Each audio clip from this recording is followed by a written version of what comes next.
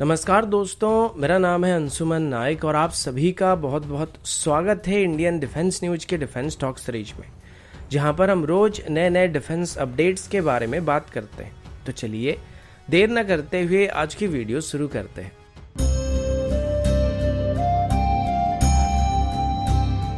आज की पहली अपडेट एरो इंजन को लेके, जैसे कि हमने इसके बारे में पहले भी डिस्कस किया है कि अभी जीटीआरई और सफरान के बीच हमारी फ्यूचर फाइटर जेट में इस्तेमाल होने के लिए एक इंजन को डेवलप करने के लिए एक एमओयू को साइन किया जा चुका है और अभी भारत को इस इंजन को डेवलप करने के लिए लगभग 1 बिलियन यूरो इन्वेस्ट करना पड़ सकता है। बदले में सफरान की तरफ से इसमें अपनी ऑफसेट क्लॉज के मुताबिक इन्वेस्ट किया जाएगा और बदले में सफरान की तरफ से इस इंजन की कंप्लीट इंटेलेक्चुअल प्रॉपर्टी के साथ साथ इसकी कंप्लीट टेक्नोलॉजी को जीटीआरई के साथ शेयर करने का वादा किया गया है। अभी इसको लेके दोनों के बीच एक फाइनल नेगोशिएशन चल रहा है, जिसमें इंजन की कोर टेक्नोलॉजी और intellectual property right main subjects हैं और इसमें इंजन की टेक्नोलॉजी और इंटेलेक्चुअल प्रॉपर्टी को शेयर करने के साथ साथ आगे चल के इसमें किए जाने वाले इंप्रूवमेंट में भी सफरान भारत को मदद करने वाला है। और आगे चल के अगर इस इंजन को एक्सपोर्ट किया आता है तो वहां पर इसका जो कंप्लीट एक्सपोर्ट राइट रहेगा वो भारत के पास ही रहने वाला है। यानी कि अगर हम फ्यूचर में इस इंजन को कहीं पे एक्सपोर्ट करना चाहेंगे तो हम फ्रांस से बिना पूछे इसको एक्सपोर्ट कर सकते हैं। लेकिन अगर यहाँ पर इस इंजन को कोई देश सीधे तौर पर खरीद कर अपनी कोई फाइटर जेट में इस्तेमाल करने की कोशिश करेगा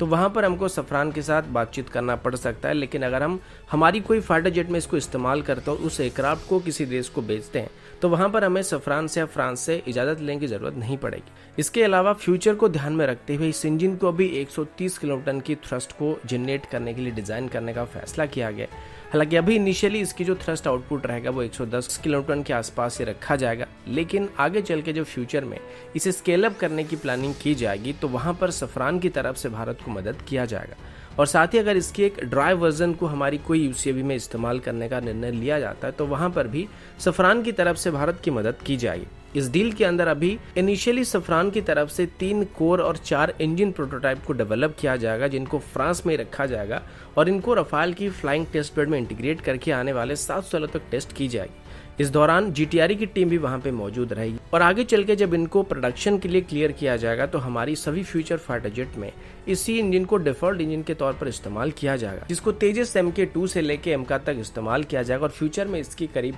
1000 से ज्यादा यूनिट को बनाने का फैसला किया गया है।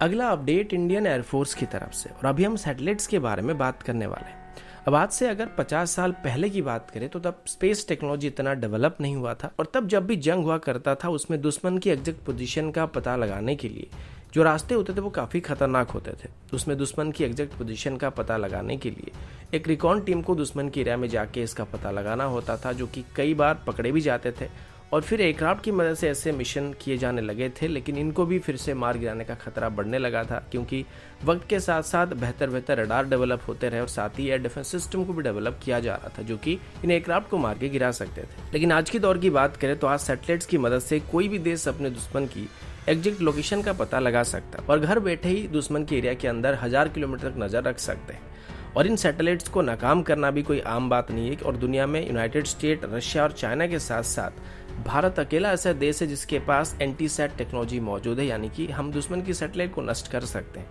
लेकिन किसी भी देश की सैटेलाइट को मार गिराना स्पेस वॉर को शुरू करना जैसा है और इससे जो डिब्रीज पैदा होंगे उससे बाकी देशों के सैटेलाइट्स के साथ साथ स्पेशली इंटरनेशनल स्पेस स्टेशन को भी खतरा हो सकता है, जो कि कोई भी उठाना नहीं चाहता है। इस वजह से इंडियन एयरफोर्स की तरफ से सभी सैटेलाइट्स को ब्लाइंड करने की कोशिश किया जा रहा है, जिसमें दुश्मन की सैटेलाइट हमारे किसी पर्टिकुलर रीजन के ऊपर नजर नहीं रख सकता है। मतलब उस पर्टिकुलर रीजन में दुश्मन की सैटेलाइट को जैम कर दिया जाएगा या फिर एक तरीके से ब्लाइंड कर दिया जाएगा और हम वहां पर क्या कर रहे हैं दुश्मन को पता नहीं चलेगा।